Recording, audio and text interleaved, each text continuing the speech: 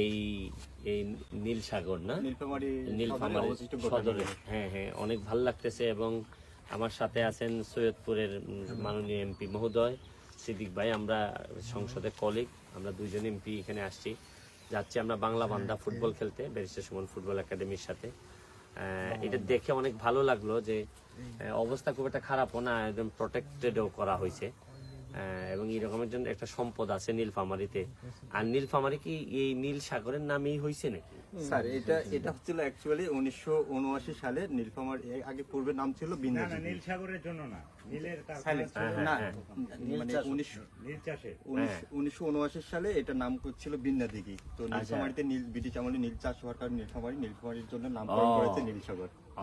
তৎকালীন জেলা প্রশাসক আব্দুল জব্বার স্যার ওইটারে নীল সাগর বানান। বিন্দা দিঘি ছিল, বিন্না দিঘি স্যার, বিন্দা দিঘি ছিল। বিন্না রাজা নামে একজন ছিল স্যার। এবং এই দিঘিটা নাকি হঠাৎ করে এক রাতের মধ্যেই নাকি মানে কথিত আর কি, যে জিনেরা নাকি এটা বানাইছে এক রাতে। যে কত কথাই তো শোনা যায়।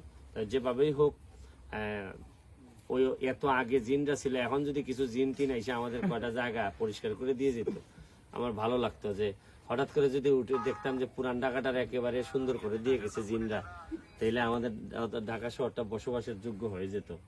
অথবা ধরেন আমার এলাকার ব্রিকফিল্ড যদি কমে যেত সংখ্যায়, অথবা এই যে বালুর ব্যবসায়ীরা যদি একটু কমে যেত সংখ্যায়। জিনরা আগে আসছে, এখন কেন আসে না, আর আমাদেরকে দিয়ে গেছে এই যন্ত্রণা। যাই হোক, থ্যাংক ইউ, ভালো থাকবেন, সুস্থ থাকবেন, থ্যাংক ইউ।